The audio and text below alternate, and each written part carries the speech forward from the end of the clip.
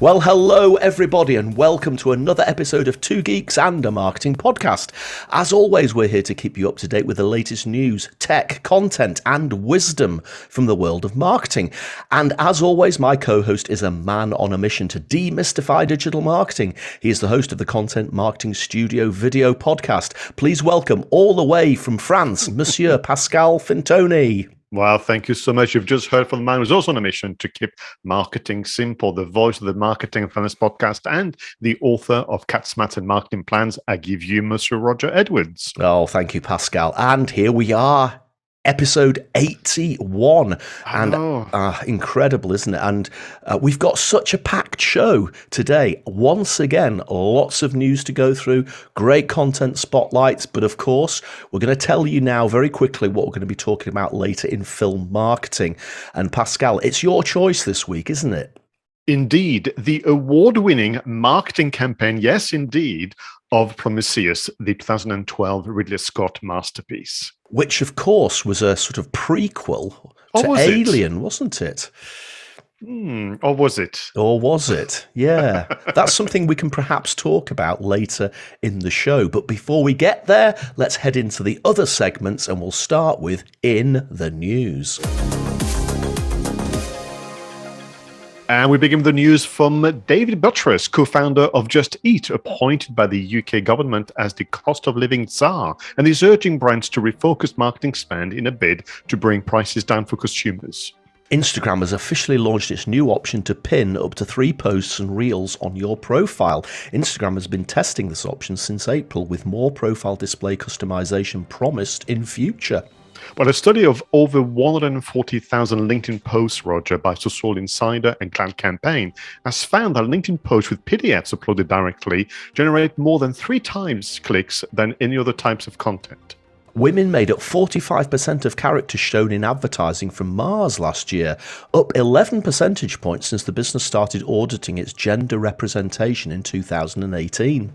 Snapchat is trialing a subscription service offering exclusive, experimental, and pre-release features called Snapchat Plus. They thought long and hard about this one. It gives users more options like pinning certain conversations and exclusive icons. Renault has reinvented its 1990s Papa Nicole campaign to mark the launch of its Mégane e-tech electrical car. Launched on Father's Day, the new campaign aims to add a modern dimension to the Papa Nicole narrative, with real stories exploring the issues faced by fathers and daughters in 2022. Okay, well, Little Moon's Mochi, the ice cream snack that went viral on TikTok, surprised London visitors with a pastel billboard featuring hands popping out of holes and handing out Little Mochi's ice cream, caps, t-shirts and cinema tickets. And finally, the cost of living crisis helps Aldi bounce back into the Brand Z Top 100, the ranking of the world's most valuable brands, having been absent in 2020.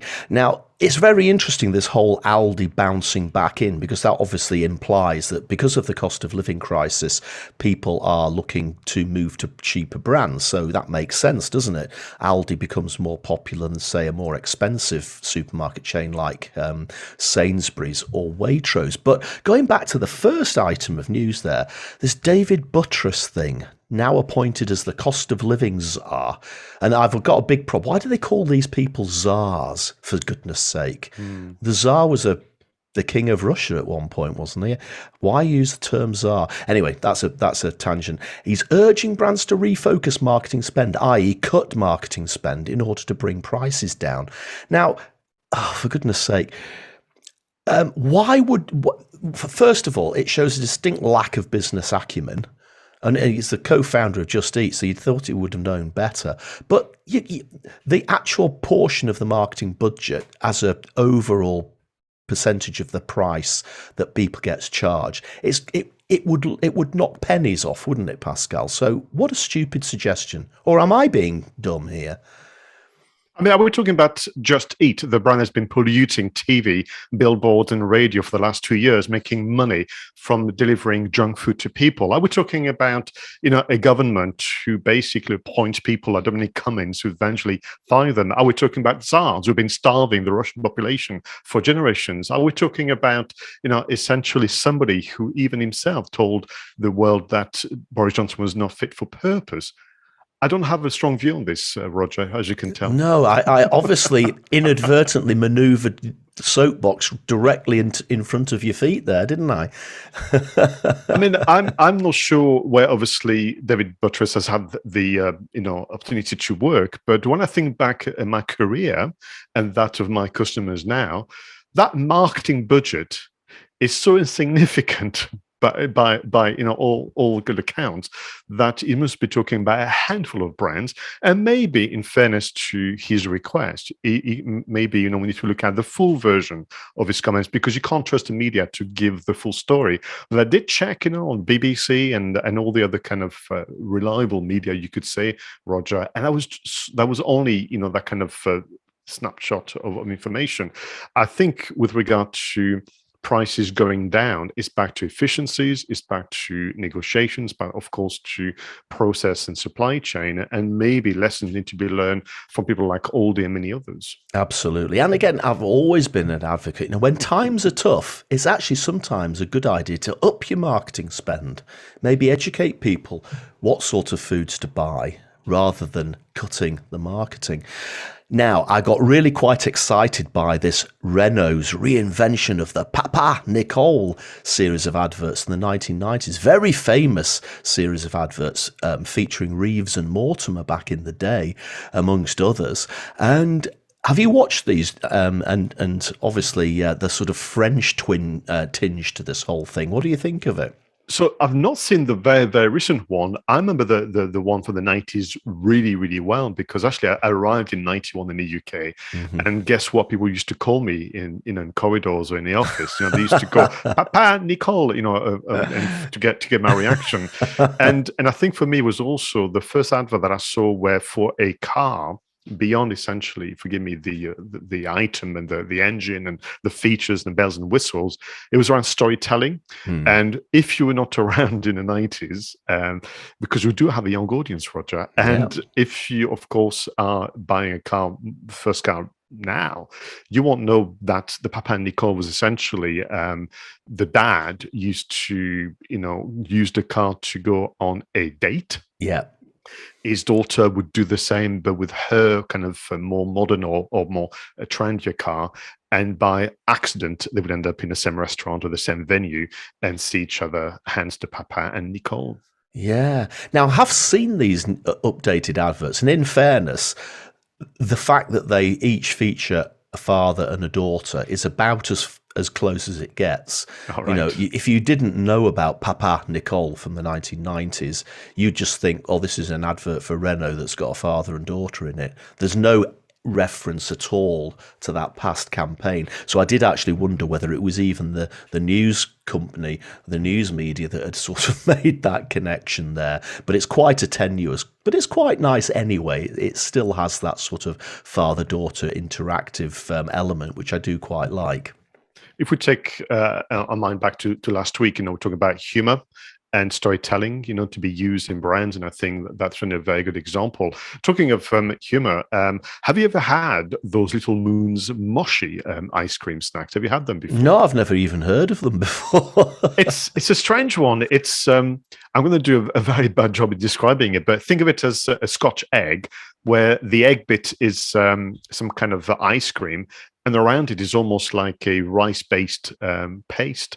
And you eat them cold, but when you bite into it, you've got the surprise of the ice cream and the kind of very sweet flavor in the middle. And they do very well, particularly with the younger audience.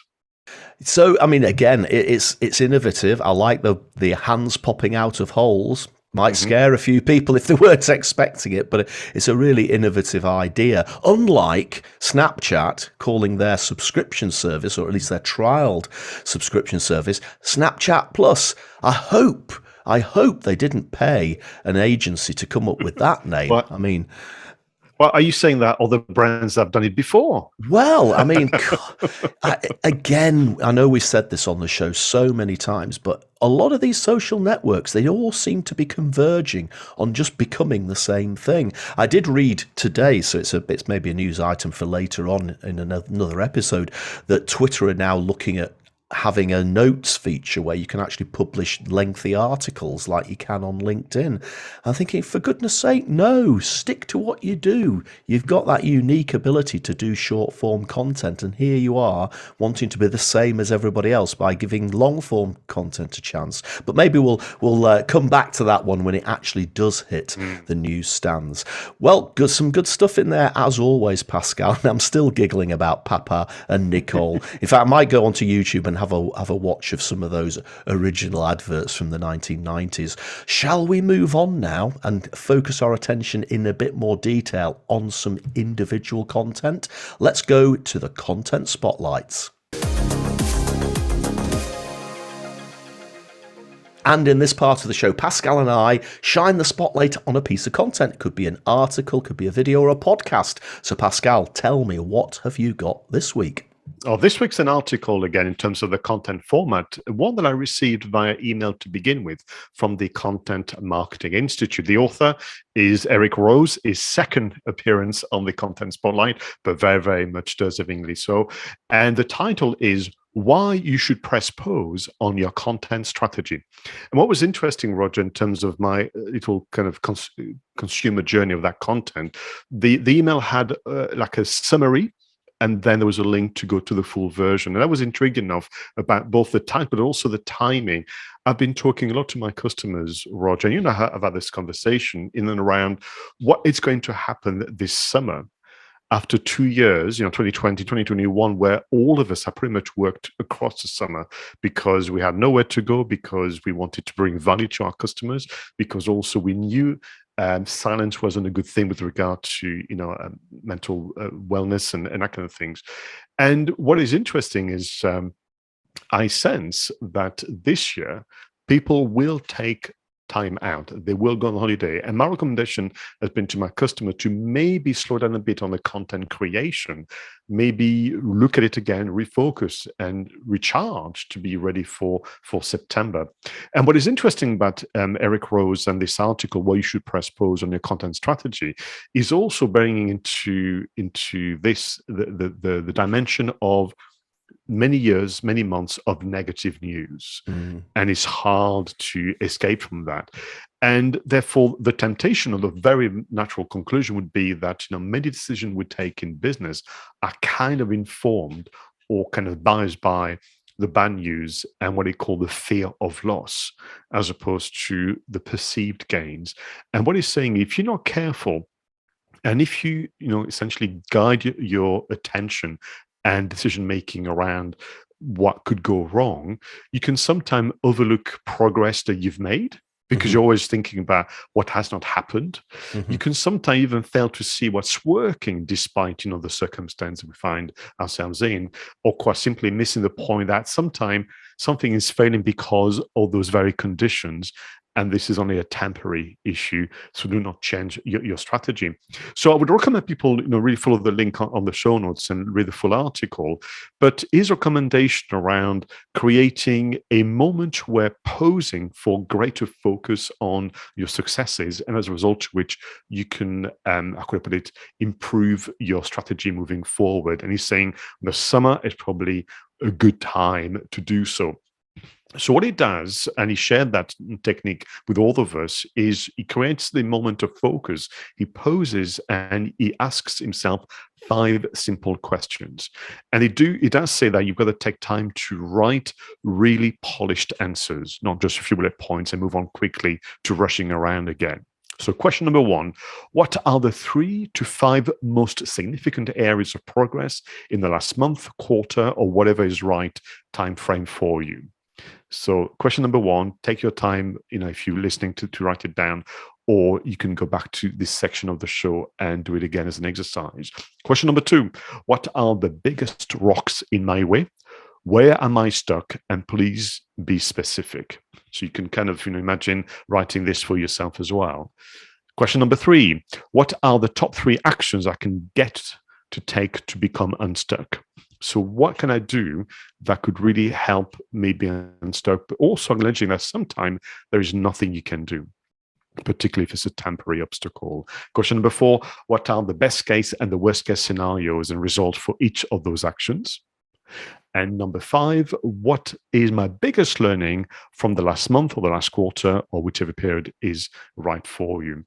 And it was saying that could be done solo. By extension, I mean, imagine that could also be a good team exercise or a good consultancy exercise, but, posing for greater focus, but focusing on achievements and what I sometimes call, as you know, Roger, small victories is very, very important. And then the article carries on talking about how you can use that to do a more of a content marketing strategy shake-up and checkpoint for 2022.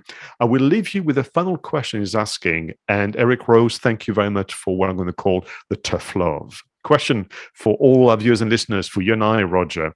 Are you building a library of content or a pile of content? Oh, I know. So here it is, why, you should press pause on your content strategy. Thank you very much, Eric.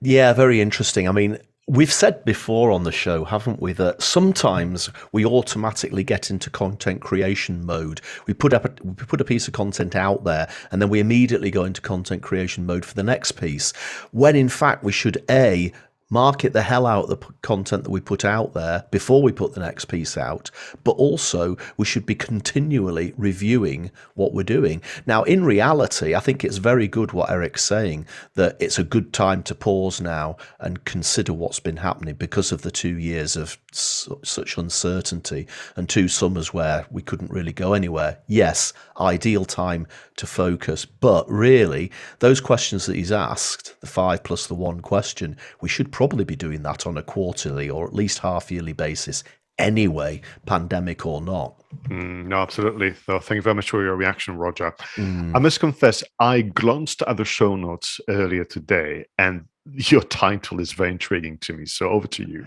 This is really, really different, Pascal, but I just couldn't resist talking about this because it utterly blew me away. So this could actually be a news item. I have linked to an article about it in the show notes so that people have got something that they can find out a little bit more and expand upon it.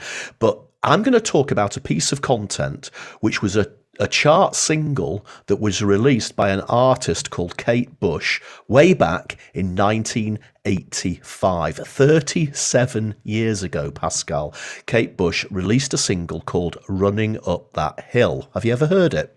Oh, I absolutely adore that. Absolutely adore it. Absolutely. Now, it didn't get to number 1. I think it got to number 3 on its originally release back in 1985. But I'll tell you what's happened. The recent 4th series of Stranger Things, which is on Netflix. Now, people listening to the show probably have already binged out on Stranger Things series 1 to 3 and the first half of series 4 already on Netflix. Very popular series, a little bit like the Stephen King film Stand By Me. It's got that sort of vibe about it, an 80s vibe. And they played this song, Running Up That Hill, in that first episode of the 4th season of Stranger Things. And it's a bit like, how sometimes these youngsters do a reaction video on YouTube to an old chart hit from 40 years ago, and all of a sudden that chart hit just goes mad again. Well, this has happened to Kate Bush's single. Running Up That Hill is number 1 in the UK singles chart because of the spotlight that Stranger Things has brought to the single. So isn't it astonishing that a single that was first released in 1985 and got to number 3 in the UK charts is now, 37 years later, at number 1? To me, that just highlights how every piece of content that we put together, whether it's a piece of music, whether it's a video, whether it's an article, you never know when something might happen, whether it's a happy accident like getting a mention on a TV show or something which all of a sudden will propel that piece of content into the stratosphere. And that's what's happened here. But do you know what I love most about this is that it has also allowed Kate Bush to break 3 world records as a result of this. So this is what I love. This is if you'll get this in a pub quiz or something over the next 12 months, I guarantee it. So she's now got the longest time between the release of a single and it getting to number one, 37 years. Beautiful. Okay. Prior to that, it was Wham! And Last Christmas. Apparently that took 36 years to get to number one, which I was very surprised about when I read it. But this is even better. Kate Bush's other number one was called Wuthering Heights. You know, Heathcliff, it's me, Kathy, come on, all that sort of stuff. That was released in 1978. That was at number one in 1978. So she has now got the biggest distance between two consecutive number ones. So she was number one in 1978, number one in 2022, 44 years. Isn't that just incredible? 44 years between number one singles. And she's just beaten Tom Jones because he had a 42-year gap between The Green Green Grass of Home and Islands in the Stream. I just love this sort of trivia. And the third thing, and I was surprised about this as well, is that she's now the oldest lady to top the charts in the UK. Okay, right. Nearly 64 years old. She's 63 years and 11 months. And she actually nudges Cher out of the way, who was 52 when she got to number one with Believe back in 1998. So a little bit of a sort of lighter-hearted content spotlight. But when I read this, I just thought, I have to talk about this because it's joyous. A TV program resurrects a 40-year-old song and propels it to number one in the UK singles charts and allows that artist not only to probably make an absolute fortune out of the royalties finally, but also allows her to break 3 world records at the same time. I just think that's absolutely glorious. No, thank you very much. And you know what was interesting is, 2022, it's also the power of distribution. Those reaction videos. I mean, you can just imagine all generation from essentially our generation to the much younger one, no matter the channel, whether it's Messenger, whether it's WhatsApp, whether it's TikTok, whether it's Snapchat, it was just that complete deluge of reactions and then creating discussions because parents would be talking to their children about the first time they heard the song and what it meant to them and so on. And I think that's what they've done superbly with Stranger Things is exactly that, which is you and I can reminisce and watch the series from a very, very different perspective. And the fact that I know that in season 4, the villain is Vecna, the biggest kind of villain you can think from the world of D&D, I thought was absolutely genius. So you've got all those demographics are going to be reacting to it, and of course, 85 would have been the era of pirate radios as well. So you've got all that going on at the same time. I think it's a perfect selection for Content Spotlight, personally. Oh, thank you, Pascal. And there is a danger that we may lapse into a conversation about Stranger Things, which would subsume film marketing. So we'll leave that for another day. I think it's time to move on and let's talk about some marketing, tech, and apps. Okay, Pascal, tell me what marvels from the world of technology have you got for us this week? Well, actually, in the spirit of posing to reflect and to have a better strategy, I thought maybe we should get into a better habit of getting the news from where it matters the most and from the sources, particularly around social media, around what's happening, with the new features and so on and so forth. So it so happens that both for LinkedIn as well as Twitter have been working very, very hard to at least give people access to reliable information and one that can help them act on it. So LinkedIn, to begin with, have launched a myth-busting series, combination of written form and video form content, helping our members better understand LinkedIn is the subtitle. It's kind of headed by 𝗧𝗵𝗲 𝗂𝗏, who is the VP of Engineering at LinkedIn. Interestingly, 𝗧𝗵𝗲 worked previously at Netflix, IGN, and Fox Interactive Media. We make a perfect guest for Two Geeks and a Marketing podcast. And just to give you a bit of flavor what they've been working on behind the scenes at LinkedIn. So they have a video and an article called "What Kind of Conversations Are Welcomed on LinkedIn?" They have a second one called "What Does It Mean to Be Professional When It Comes to Content on LinkedIn?" And they are promising Next installment would be how the algorithm works and personalizing the feed and content distribution and how we work to address bias. So this is the LinkedIn team who is taking the initiative to essentially answer direct questions with some very, very clear answers. And I think it should be a good thing to add that in addition to the other sources of information you might have for your business. Twitter has launched a website called Twitter Create. It's meant to be the go-to hub for all Twitter products and resources, and it's all about the art and science of audience engagement and monetization. So Twitter Create, there's a hyperlink on the show notes, will show you or remind you how to use Twitter Spaces, Twitter Communities, Twitter Blue, Twitter Moments, Twitter Super Follows, Amplify Pre-rolls, Sponsorship, Twitter Media Studio, TweetDeck, Twitter Analytics, and Embedded Tweets. And what I'm trying to say, Roger, is that sometimes when we get busy doing what we do, we sometimes forget about either the basics or we need to brush up on our current practices because maybe things have moved on. Maybe there's been some improvements, some new features have been introduced, but we're just not aware of it because to the point of this show, there's only so much that one can take in. So yeah, I wanted to kind of align to the fact that yes, you can have your favorite kind of celebrities in the world of marketing, and Roger and I could be those, of course, but there's nothing like hearing it from the horse's mouth. No, it's always good when these platforms give you this sort of help and support. And, even just when you read out all the features of Twitter there, and, I mentioned that they're about to trial a sort of notes-taking feature. I've had the tab at the bottom of my screen on Twitter for this communities thing now for about 6 weeks.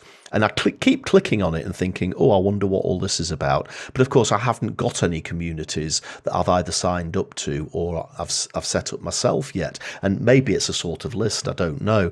So there's something on Twitter, which is probably still my favorite social media platform. And it's something I don't know about. So I definitely think I need to dive into Twitter Create to find out a little bit more about it.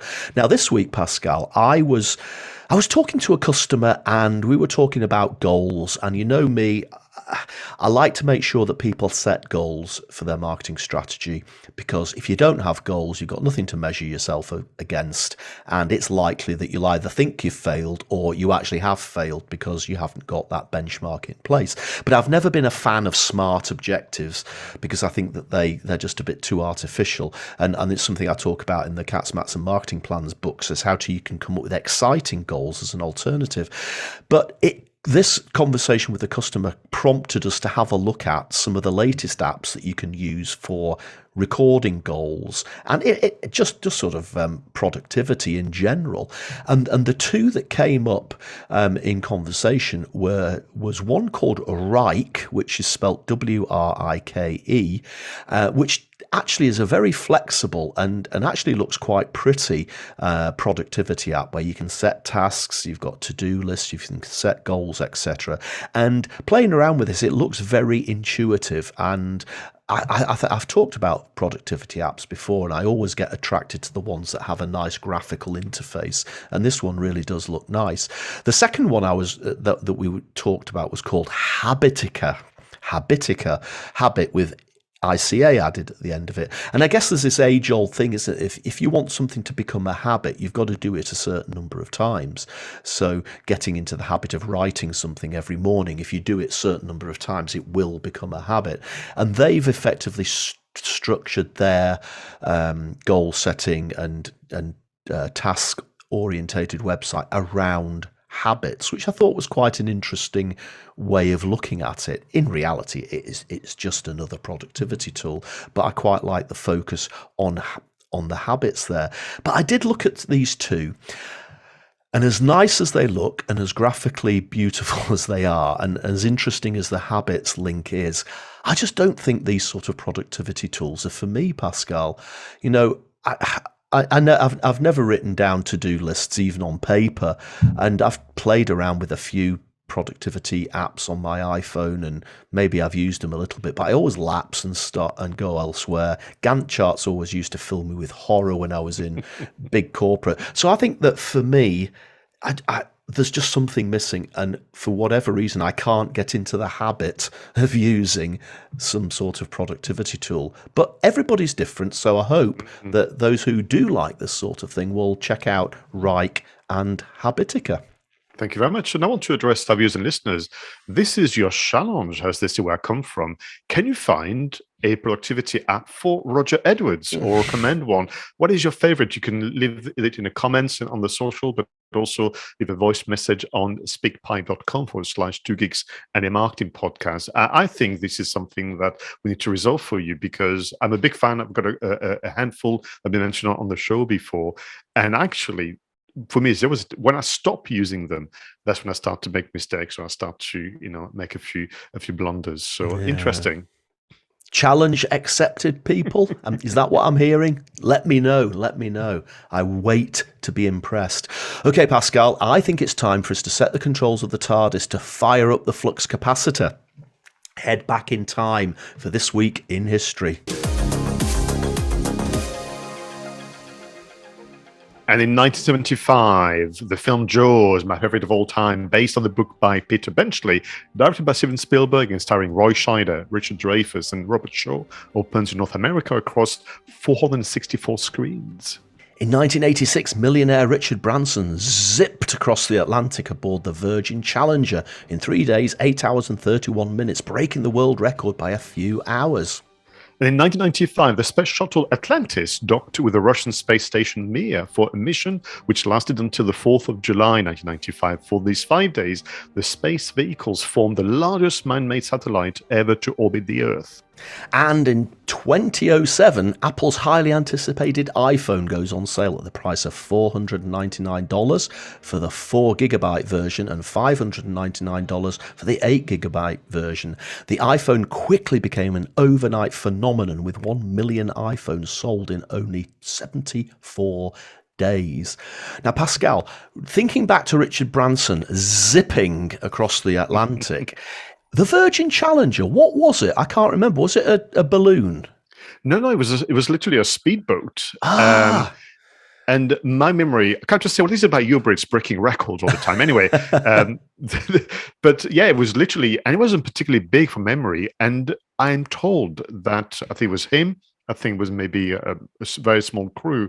And they did not sleep for the duration of the crossing, because literally it was to the millimeter that it had to be a perfect crossing to be able to go as fast as possible, but also to beat the world record. Yeah, no, I just had it in my head that it was some sort of balloon or light dirigible or something like that. But yeah, the memory's coming back to me now, and it did actually look quite scary. Maybe there was a documentary about it with footage actually on the boat, but I do remember it being, quite scary. But Richard Branson's always been into things like this, hasn't he? Yeah, I mean, if I'm trying to remember, he must have covered every form of transportation and travel. The air balloon, he's been in space, as we know. He's definitely done the boat, he's done the train. He's not been involved in cars. I've probably the only one that he's not covered somehow. Yeah, absolutely incredible. And the space one is the most recent, of course. So thinking back to Apple's launch of the iPhone, and I can't actually believe that it's literally 2007 that the iPhone first came out, the first iPhone. And look where we are now with the iPhone 13 in 2022. But of course, the memory I have most about I didn't buy an iPhone until the iPhone 3, but I definitely remember Jobs' speech when he stood up and said, we're launching 3 products today. We're launching a phone, we're launching a web browser, and we're launching a camera. And of course, the big reveal was that they were all the same product. And of course, the world just went absolutely mega crazy at that revelation. But it was a fabulous keynote, and of course it was a revolutionary product. People still go back to those presentations and speeches, because it wasn't just, you can study the structure and so on. He was able to really invite people to the theater of the mind.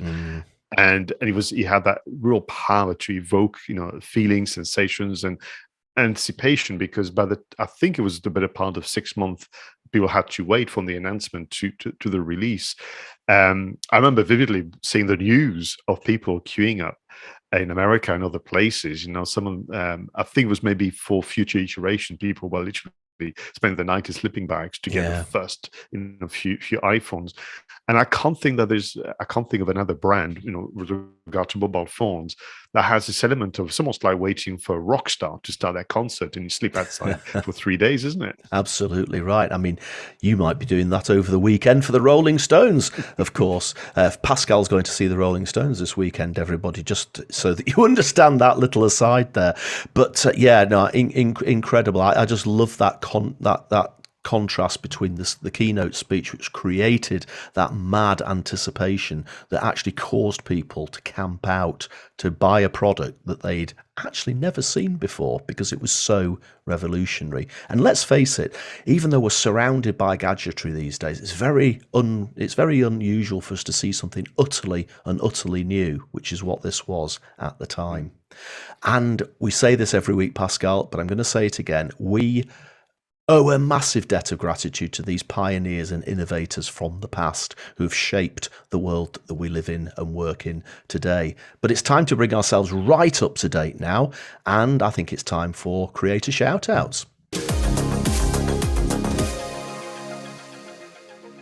So, Pascal, who are you giving a shout-out to this week?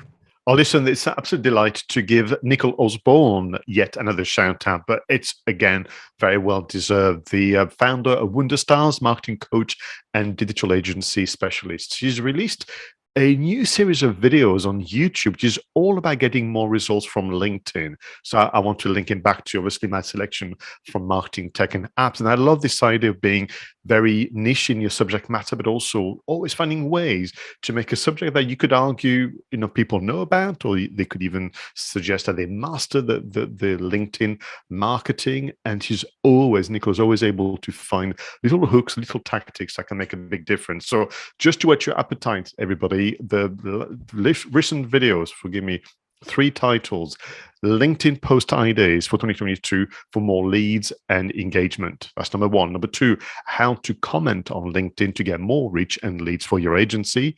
And very recently, LinkedIn, a new update 2022 you should use right now. So, Nicole, once again, thank you for taking the time to research, to write the script, to set up the studio, to record, to edit, to publish on YouTube, for all of us to really enjoy and retain the information the way you know how to do. So, Nicole, what I'm going to say to you is wunderbar.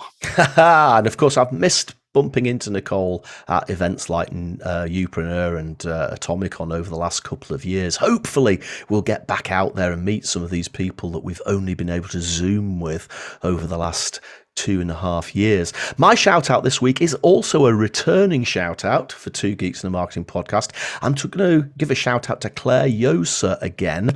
Now, Claire, as you know, wrote a book about ditching imposter syndrome. Now, imposter syndrome is something that does affect quite a lot of us. The first chapter of my book, Cats, Mats and Marketing Plans, talks about an episode of imposter syndrome I got when I was flying on a plane to Montenegro to give a speech. And I think it can hit a lot of us right at the wrong time. And it's when you doubt yourself, doubt the ability you've got, doubt the knowledge you've got, and almost you make yourself feel like an imposter, that you maybe don't deserve, the reputation that you have.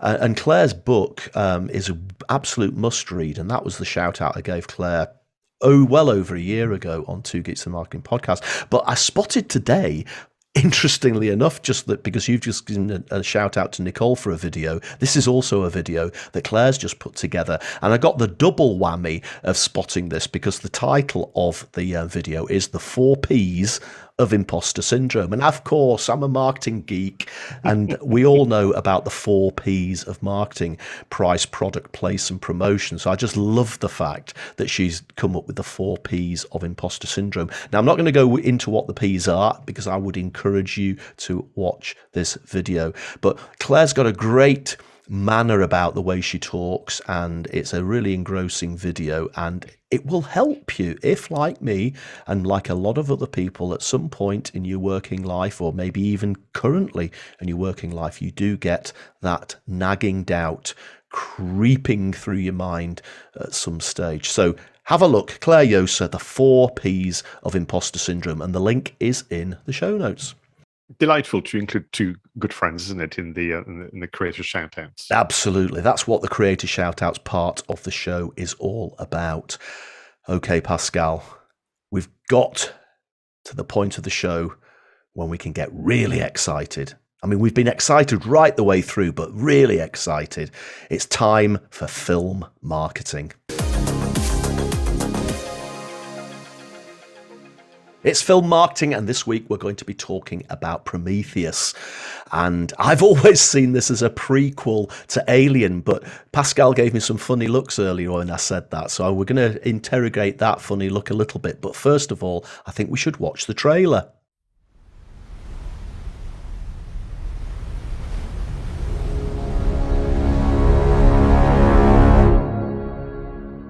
A king has his reign. And then he dies. It's inevitable.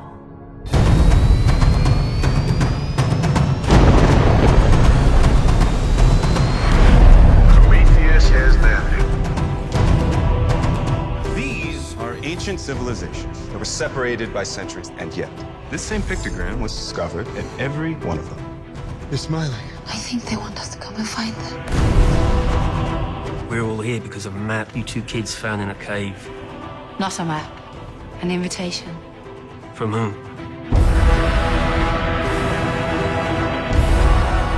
Please tell me you can read that.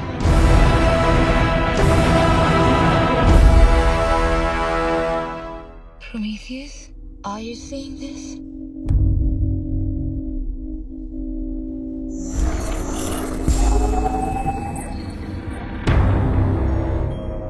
Whatever that probe is picking up, it's reading life form. What do you mean a life form? Oh, the head. They're changing. Changing into what? It's moving? These things moving? What is that? There's a ship. They're leaving. To go where? Earth. We were so wrong. Take us home! If you don't stop it, there won't be a home to go back to. Where's that door open? Cut it off! Cut it off!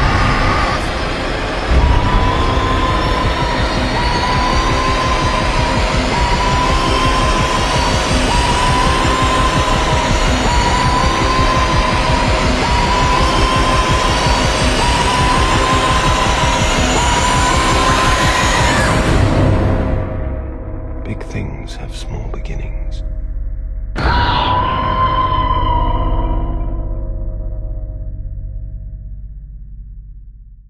So, Pascal, is this not a prequel to Alien then? Well, officially, Ridley Scott denied it being a prequel, not even a sequel. It said, however, which actually you could argue was even like a spoiler, it said it has strands of DNA from the Alien universe. And then when you realize that phrase after watching the film, you go, as in like the engineer's DNA, you know. So I thought it was very, very clever. No, I believe his attempt was to start a new storyline. Yeah, because, I mean, we've still got that design by 𝗧𝗪, haven't we, which is just so remarkable and gorgeous and beautiful. And that is in there. The sort of derelict spaceship from Alien is in this film as well. So, you know, but the good thing about it is you don't have to have seen Alien at all to, as you say, they've curated a completely different experience here. And as you've said, this is what sci-fi movies are meant to be about, isn't it? Being transported to a completely different world because of that incredible design, different different vehicles. I got vibes of Thunderbirds watching those vehicles come out. The sort of bigger truck and the smaller sort of go-kart type things, monsters, sound effects, and the amazing music. It's a really good film, exciting, edge of the seat stuff, and quite a lot of jeopardy. But what I did find when I was rewatching it, Pascal, which I probably didn't think about the first time, is the characters in the film do a lot of very stupid things. for a supposedly elite series of scientists, they bring severed heads in without quarantine. They poke things into holes that they shouldn't poke, and they just generally set themselves up for the fall that end up killing most of them. That's the rule of horror films. People separate and they go down the basement. You have to do that. So listen, I remember what was lovely about talking about Prometheus, and particularly, literally, I realized we're celebrating 10 years, 2012. I remember exactly what it was like to sit in that IMAX. We watched it in 3D with my wife Denise, and be transported into a proper sci-fi universe, a mixture of fantasy and science and art and psychology and everything else. And you're right, if you've been a fan as long as we have of the Alien universe, I mean, we actually did the marketing review of Alien, the 1979 masterpiece, in the episode number 73. So you could get little rewards for being, like a lifelong fan, but you could also watch this one as your first entry into the universe. And I've got to just stop for a moment to once again applaud, the costume designers, the sets, the creature effects, which were really, really quite scary, and that amazing soundtrack. And you could argue that the making of Prometheus is just as interesting and compelling to recount than the marketing campaigns as well. Yeah, and I think another thing that I like about the film, and this applies to the Alien universe as well, is there's a genuine world order behind it, isn't there? They talk about the Weyland Company, but it's thought through, it's believable, it could exist, it has a logo, it has a corporate structure, it has a chain of command, it feels real. So they've put a lot of thought into the detail of the backstory of the film, which I think always adds to the excitement of a script. And indeed, they were able to use a lot of that in the marketing campaign. So listen, just reminding ourselves that the movie was released in the UK first, actually, interestingly, on the 1st of June 2012, and then there was a global rollout soon after. Critics and moviegoers absolutely adored it. People had, their views about the ending, and is it a prequel, is it a sequel, is it whatever it is. And I think people would say it's just a bloody good story, and one that, I couldn't wait to own the DVD. Now, we've got a bit of a quandary, Roger, because the marketing campaign is actually a 1-year-long campaign. It's quite unusual, but it all began with a teaser at the San Diego Comic-Con International, where footage and images from the production were shown in July 2011.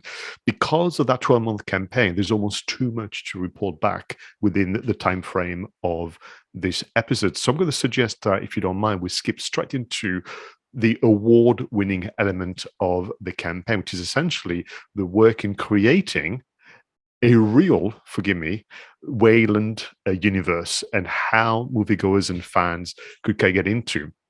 And it all started, as is often the case, with this idea of what would it look like if the characters lived for real, and what is their backstory.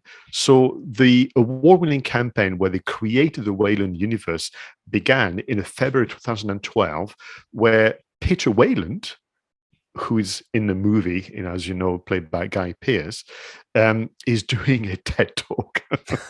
And that's being videoed and shared around the world. I mean, that's just crazy detail, isn't it? It's like an Easter egg to end all Easter eggs. And obviously, if you watch the film, you'll know that Guy Pearce's character in the movie is about 100 years old, maybe even older. He's very, very old and coming to the end of his life, which is part of the plot. But this TED Talk is actually Guy Pearce as a 45, 50-year-old man. And again, the detail that they've gone to just to just to kick off this campaign by creating a TED Talk for an imaginary person is just beautiful. I love it. And it really kind of set the tone. So the video element of the award-winning campaign, the TED Talk is set in 2023, which is quite interesting, a year away from today. And we see essentially, you're right, a young 𝗔𝗍𝗄 𝗧𝗵𝗲, essentially a very rich person who is into space exploration, who's into health, into engineering and biotech. I'm sure this is pure fiction. There is nobody like this in the world, Roger, that we can think of. No. And when this video was shown and played so many times, I mentioned a moment ago that there was a lot of time spent with the fans. So the crew and the cast went to WonderCon 2012, and those who could attend were given Wayland Corporation business cards. Yeah. And sucking people into, I mean, isn't it interesting how we're having all these conversations today about the metaverse and all of this sort of thing, but they created an entire imaginary world to surround the marketing of this film. Okay, it isn't a metaverse in the way that we're talking about it now by putting goggles on and being in an imaginary, but it was almost like that, wasn't it? They were asking you to go into a make-believe world. Indeed. So the business cards had the call to action to literally ring a number and go onto a website, and people will be receiving a text message with a link to a second video. And the video was an advert for a product called 𝗏𝗏𝗏, the android that we see in the movie. Played by Michael Fassbender, of course, and a very creepy portrayal. All of these alien oblique this sort of universe films always feature one of the robots, the androids, don't they? And they're always a bit creepy. So with video being, helping draw people into the universe, well in the universe, a third one was released. And it was interesting. So this third video with 𝗓𝗵𝗲 was actually a video message being intercepted by a competitor at the time of Wayland, which was 𝗓𝗏𝗏𝗏. If you know a bit more about the alien kind of anthology, they then merge and they become friends. But so essentially, we have the character of Shaw, played by 𝗓𝗵𝗲𝗏, who is asking Wayland for pretty much his sponsorship in trying to seek out the answer to some of the maps they found, and of course to seek out alien life. When you watch the video, you'll be taken at the time, and that's so sad. None of those websites we're mentioning, Roger, and none of that online kind of activity exists to this day. The fan were taken to a web page where they can actually play a game, an online game, where you could support the work of Dr. Shaw and find more things to do with Project Genesis and of course Project Prometheus. Wonder whether Project Genesis was a little nod towards Star Trek Wrath of Khan as well, because wasn't that called Project Genesis as well? But then, and there was even a poster advert taken out in the Wall Street Journal for 𝗏𝗏𝗏𝗏, wasn't there? As if it was as if it was a proper product, this android. Yeah, so the three videos created, the beginning of the entry into the universe, Wayland Corporation. They took a real advert, as in printed advert in the Wall Street Journal. The advert promoted a Twitter account, sadly no longer with us, where 𝗏𝗏𝗏𝗏 would be answering your questions about essentially it or him, depending how you look at it, and of course what the android could do for you. I just wonder whether, I mean, it's a great thing that they did here. They created so much amazing content, and these websites and the Twitter account have gone. I just wonder whether that decision was taken in a world where maybe they just didn't think websites and social media had that much longevity. I mean, if they were doing it today, I would imagine they keep the content out there. You would, yeah, because you could have the hub. I mean, thankfully, we have access to the Wayback Machine. People will know internet history. So I was able to find some screenshots, and in the show notes, I've shared some links with you. So the other thing that they did, which I thought was interesting, they shared some kind of codes or some kind of strange kind of numbers and letters. People could decipher what they were and were taken to images of David expressing different emotions. But if you bring all the codes together, you'll be taken to the 𝗏𝗏𝗏𝗏 official web page, where literally like a product, you have the details, you have the features, You've got ways in which you can express interest and so on, which I thought was interesting. And in the spirit of expressing interest, from videos to using David 8 as a product, the third kind of tactic was to recruit people to join Wayland Industries. Yeah, recruitment adverts and even interviews with imaginary people who joined Wayland. You know, how Wayland recruited me for Prometheus and why they chose LinkedIn. So, so Wayland's official website was updated. People could invest, I suspect, no real money, just invest time. But there was even a thing that I thought was interesting. So for those of you who've seen the movie, there is the star map. There's a way in which they can find, obviously, LV223, I think, if memory serves. Yes. And keen-eyed website kind of visitors discovered that in the About Us section, there was a little blinking star, which was Morse code. Fans got together, deciphered the Morse code, and were taken to a secret page where you can have your own copy of the star map, which was found when they discovered the kind of the cockpit of the ship of the engineers. That's beautiful. That's a little sort of, again, hidden Easter egg, or it's almost like being in an escape room, isn't it? Having to decipher the clues to unlock the secret door. This is so immersive and so very, very clever, but absolutely in keeping with the style of the film, of course. And we must remember, to your point about being immersive and clever, people say, yeah, of course, but that's what they do all the time. This was 2012. Let me remind you, this is merely 6 years after Twitter was first launched. This is 10 years after LinkedIn. This is roughly, I think, 8 years after Facebook. This is pretty clever stuff for the time. The one thing that I thought was really interesting about the marketing is they had no hesitation to partner up with brands. So the Microsoft was one of the brands they partnered with. Microsoft at the time were launching the new Internet Explorer 9, but also were doing some interesting thing with HTML5 for Windows, which again is now taken for granted. So you could try and join the crew of Project Prometheus, but to do so, you had to prove your worth, Roger. Yes. By solving puzzles, by watching clips and doing some kind of, I suppose, online training and so on and so forth.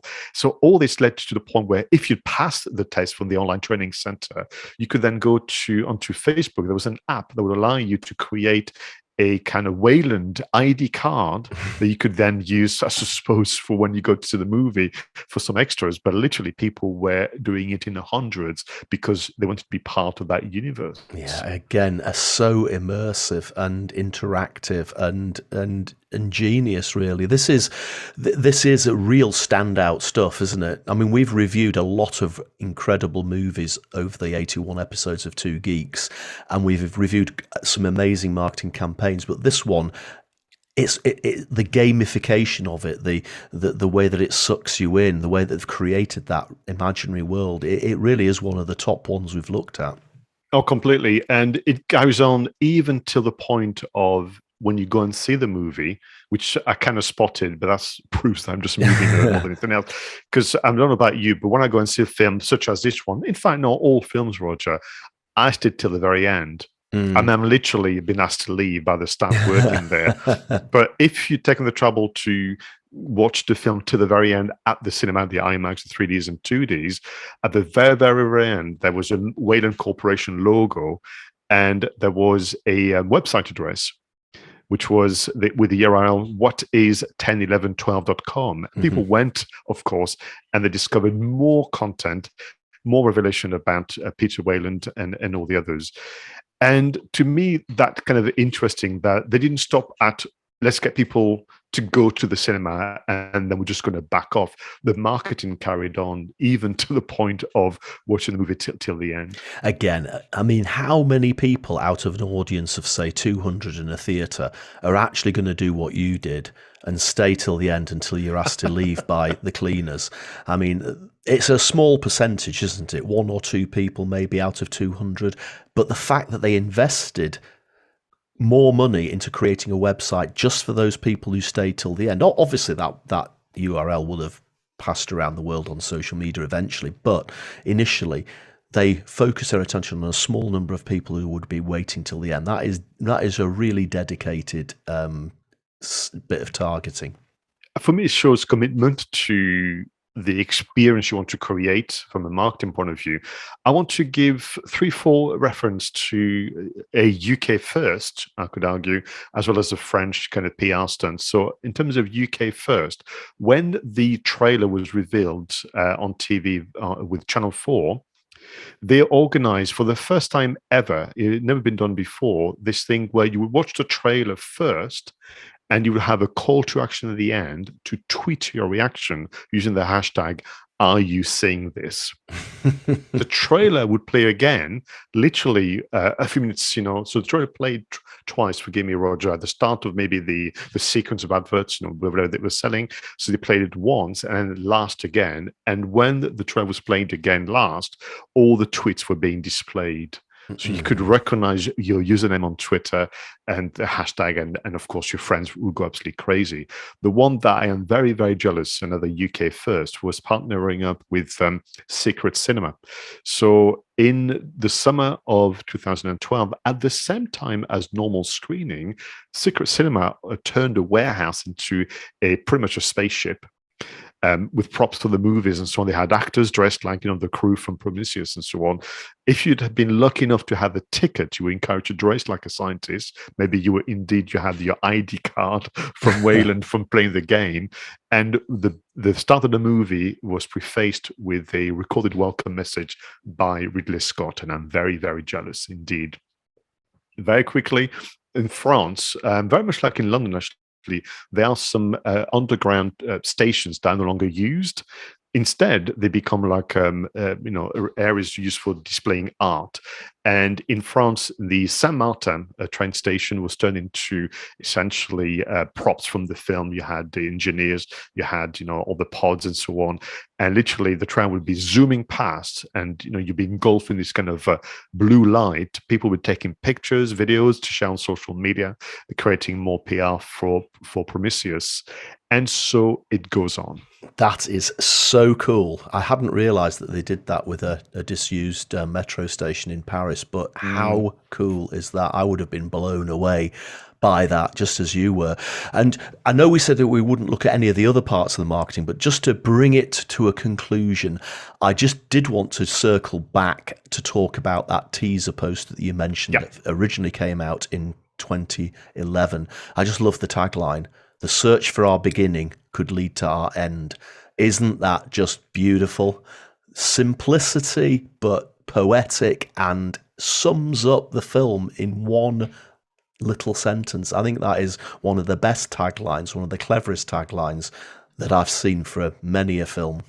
Absolutely. Do you know, we've done the review of 79 films now. Why 79? And this is episode 81 because we reviewed No Time to Die twice. And we had a special on Disney Plus as well, who launched in the UK. And, you and I not only love the film, but we also are full of admiration for the marketers and the thinkers and the creative minds behind it.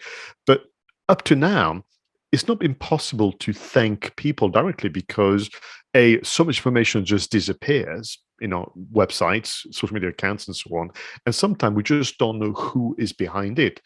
Not this time. Happily, a reporter from Forbes.com interviewed the agency behind all the things we've described, called Ignition Creative. And I thought it would be very, very actually right for us to wrap up film marketing with a statement from the creative director at the time, 𝗧𝗵𝗲. This is what he said. The first goal of the campaign was to blur the boundaries between content and marketing, fiction and reality, story and game. Bravo, Mr. 𝗧𝗵𝗲 and your team. This is just a stunning, and the award obviously coming your way, or came your way in 2012 and 13. That was totally justified.